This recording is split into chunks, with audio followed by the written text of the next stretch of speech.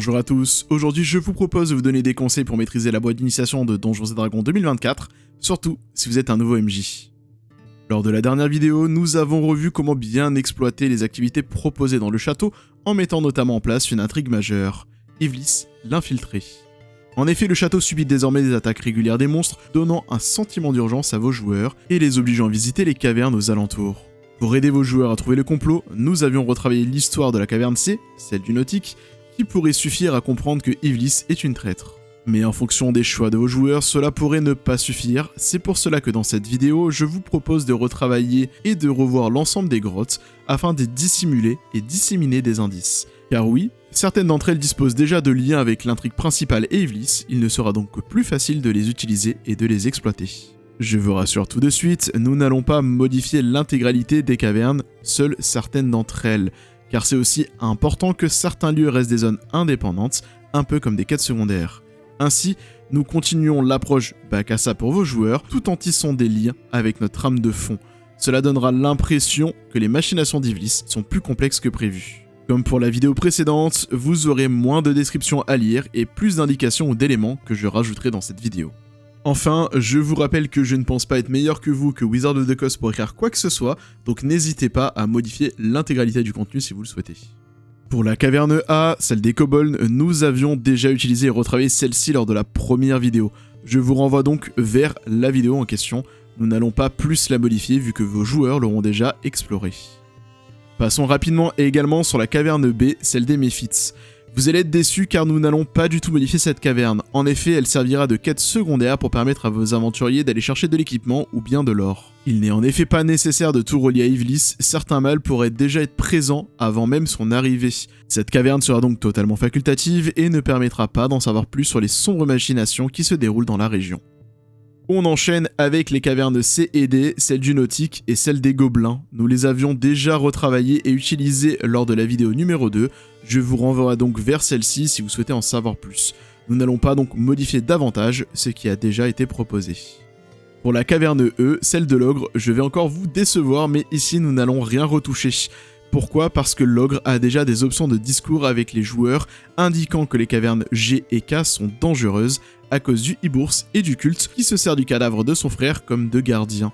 Bien sûr, pour obtenir ces informations, vos joueurs devront faire les choix pacifiques, sachant que l'ogre peut être enrôlé en tant que mercenaire pour 50 pièces d'or par combat. Un avantage non négligeable. Cette option de discussion permettra de démontrer une fois de plus la puissance d'Ivlis ainsi que son influence sur la région. Nous arrivons à la caverne F, celle des hobgoblins. Nous allons légèrement modifier le contexte de cette caverne. Les hobgoblins qui se sont installés dans la caverne ne savent pas encore que leur capitaine est mort, contrairement à ce qui est indiqué dans le livret. En effet, la combattante de l'entrée s'inquiète du non-retour de la patrouille se trouvant dans la forêt, menée par leur capitaine. Nous allons donc ajouter cette nouvelle option de discussion pour ce personnage. Pour cela, il suffit simplement que l'un de vos joueurs arrive à apaiser la sentinelle comme proposé dans le livret, ou bien qu'il réussisse un jet de perception degré difficulté 14, lui permettant de ressentir l'angoisse de la sentinelle. De ce fait, s'il lui demande ce qui la tracasse, elle répondra avec la phrase suivante. La patrouille n'est toujours pas revenue depuis plus de 24 heures. Les ordres sont les ordres et je n'abandonnerai pas mon poste. En quoi cela vous regarde-t-il d'abord ? Si les joueurs proposent leur aide aux hobgoblins, elle rétorque. Ils se sont dirigés vers le bosquet au sud. Ils étaient 4, y compris notre capitaine. Ramenez-les-moi si possible et dites-leur que c'est Ovrel qui vous envoie. Les joueurs vont donc pouvoir aller rechercher cette patrouille dans le bosquet pour y retrouver les 3 hobgoblins blessés et un plus massif qui gît au sol, le capitaine qui est mort. Pour cela, nous allons retravailler l'événement du bosquet, la patrouille hobgoblin. Nous allons tout garder de cet événement, même la discussion où ils réfléchissent à s'allier à l'ogre ou au gobelours, car forcément, ayant perdu leur chef, ils vont avoir besoin de renforts. Cependant, les hobgoblins, dans une situation de détresse, n'attaquent pas les joueurs s'ils arrivent de manière pacifique. Ainsi, à leur arrivée, l'un d'entre eux leur adresse ces quelques mots. « Halt ! N'approchez pas davantage. Même si vous nous croyez faibles, nous avons encore la rage de nous battre. » Les joueurs pourront donc indiquer que c'est Ovrel qui les envoie à leur rescousse. « Ovrel vous envoie. Elle a toujours été faible, mais pour une fois, ça va nous servir. Escortez-nous jusqu'à notre base, et nous pourrons peut-être vous faire confiance. » Si aucune mention d'Ovrel est indiquée par les joueurs et que les joueurs ne quittent pas les lieux, les hobgoblins les prendront pour une menace et les attaqueront. Les joueurs pourront donc escorter sans souci les hobgoblins jusqu'à la caverne F. Vous pouvez, si vous le souhaitez, exploiter les tables de combat et de rencontres aléatoires disponibles dans le livret de région. Une fois arrivé à la caverne, Ovrel accueille les blessés en leur demandant ce qu'il s'est passé. Il leur raconte alors leur histoire. Une étrange cultiste nous a ordonné de devenir son armée, gratuitement. Le capitaine a refusé et a subi de plein fouet sa magie occulte, nous protégeant tous au péril de sa vie. Il méritait vraiment son grade. Puis elle a disparu. Heureusement que tu as envoyé ces individus pour nous récupérer, sinon nous serions tous morts dans cet infâme bosquet. Mais nous la retrouverons et nous le vengerons. Ovrel remercie les aventuriers. Les hobgoblins souhaitent se venger pour la mort de leur chef. Si les aventuriers leur indiquent qu'ils traquent actuellement ce culte, ils leur proposeront leur aide. Ainsi, Ovrel leur donne les récompenses se trouvant dans le baraquement et les hobgoblins défendront la ville lors de la prochaine attaque de monstres. Vos joueurs auront donc ainsi récupéré les trésors de cette caverne sans combattre et surtout, si vous utilisez la mécanique d'attaque de la ville proposée dans la vidéo numéro 2, vous allez pouvoir annuler la prochaine attaque qui aurait dû avoir lieu. En effet, les hobgoblins attaqueront directement les monstres partant pour la ville à la sortie de leur caverne. Malheureusement, ils périront tous. Ainsi, ils auront eu des informations sur l'individu à la tête de ce culte. Ils savent maintenant que c'est une femme, ce qui peut les aider dans leur choix des personnages non joueurs à dénoncer à Windworld, comme présenté dans la vidéo numéro 2. Continuons avec la caverne G, celle du Ibours. Même si nous avons déjà exploité cette caverne lors de la deuxième vidéo, je vous propose juste d'ajouter un indice dans le baraquement de la secte, l'emplacement G6. En effet, les joueurs y trouveront, s'ils fouillent la pièce, une carte des cavernes tachée de sang contenant les ors de Ivlis. N'oubliez pas de faire les sacrifices pour le Minotaure, c'est la clé de notre sécurité. Ce mot est inscrit près de la caverne I qui est entourée et signée avec le fameux I. N'hésitez pas à présenter la carte des cavernes à vos joueurs et d'en leur montrer l'entrée de la fameuse caverne I. Cette petite note indiquera aux joueurs de se rendre dans la caverne I, nous en parlerons en détail plus tard dans cette vidéo. Nous arrivons maintenant à la caverne H, celle des Goblours. Nous allons légèrement modifier l'histoire de cette caverne. En effet, des Goblours ont soumis des gobelins à leur service, qui travaillent sous les ordres d'Ivlis, qui les a enrôlés de force pour devenir son armée. Ils préparent des assauts sur le château fort aux confins du pays, comme indiqué dans le livret. Cette caverne n'a pas besoin de beaucoup de modifications.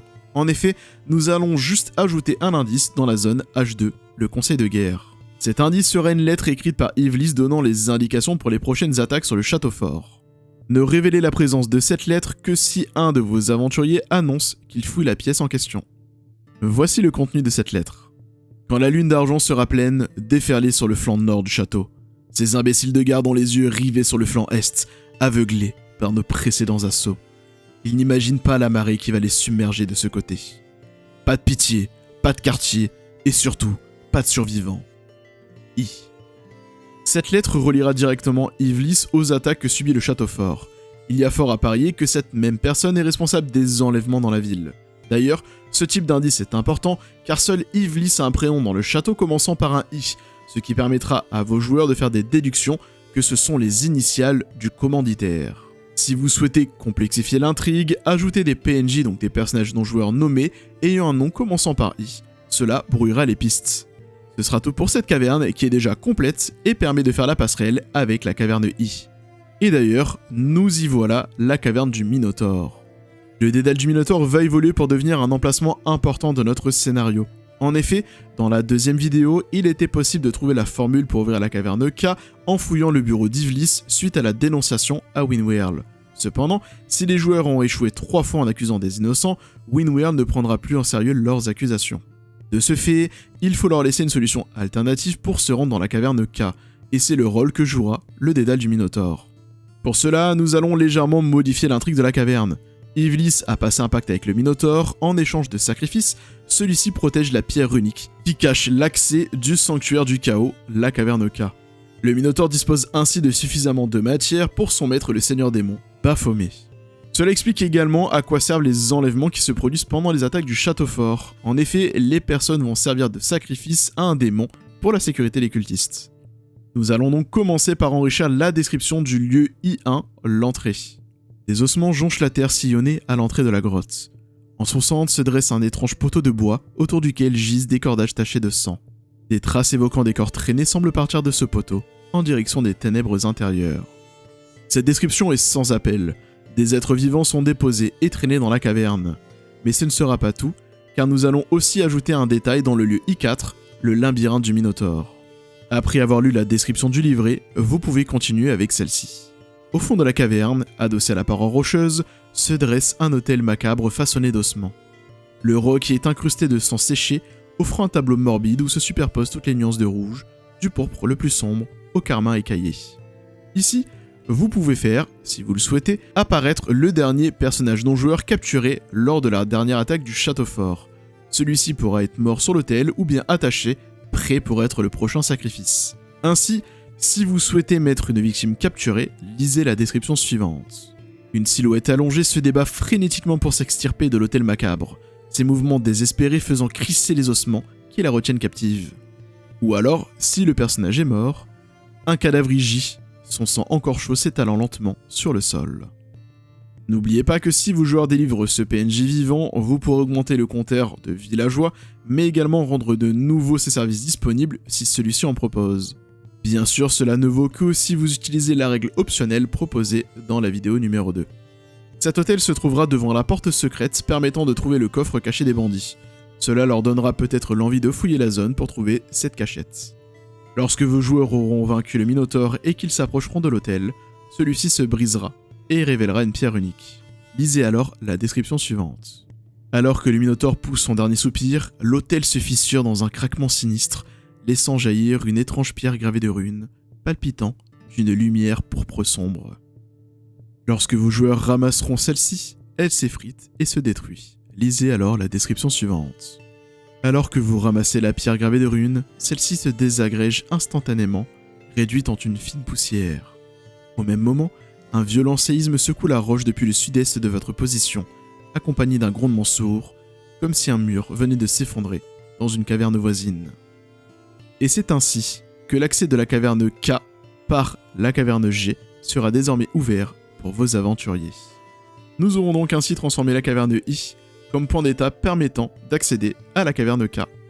Et enfin, on termine avec la caverne J, celle des gnolls, et cette fois-ci, nous ne ferons aucun lien avec l'intrigue principale. D'ailleurs, les gnolls n'arrivant pas à trouver le trésor, ils attaquent de temps à autre le château pour se ravitailler en nourriture. Comme pour la caverne des Méphites, cette caverne sera une quête secondaire.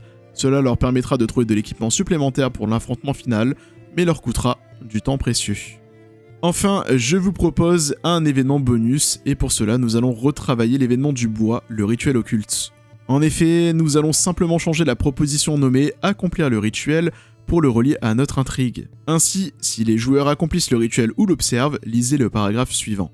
Le ciel s'assombrit brutalement, et la statue se fend en deux dans un craquement assourdissant, tandis qu'un rire diabolique et désincarné résonne à travers toute la forêt. Demandez à vos joueurs de choisir un personnage qui devra effectuer un jet de perception degré de difficulté 14. Ce jet ne devra être fait que si vos joueurs ont déjà discuté avec Ivlis. En cas de réussite, lisez le texte suivant. Alors que cette voix familière résonne dans votre tête, un sentiment d'angoisse et d'horreur vous saisit. Vous connaissez cette voix, vous l'avez déjà entendue. Ce n'est autre que celle d'Ivlis. Quoi qu'il en soit qu'il se passe, concluez la scène par ces quelques phrases. Le rituel semble avoir affecté l'ensemble de la forêt et tous ceux qui s'y trouvent. Les sectaires ont disparu. Seule leur toge reste alignée en un cercle parfait autour des ruines de la statue. Quant à la végétation, elle se flétrit sous vos yeux à une vitesse effrayante. Alors que vous observez les lieux, une immense faiblesse vous traverse tout entier, comme si une partie de votre essence vitale s'était évaporée. Tous les personnages présents subissent instantanément 2 niveaux d'épuisement. Ce sera le prix à payer pour peut-être découvrir, si les conditions se réunissent, la personne qui se cache derrière ce culte. Comme quoi jouer avec des forces occultes qui nous dépassent peut parfois être bénéfique. Et voilà, nous venons de continuer d'enrichir la boîte d'initiation 2024 de Donjons & Dragons. Avec cette vidéo, vous devriez avoir des liens entre notre trame narratif et les différentes grottes proposées. Il n'est pas forcément nécessaire de surcharger l'ensemble des grottes pour avoir une intrigue complète qui se dévoile petit à petit.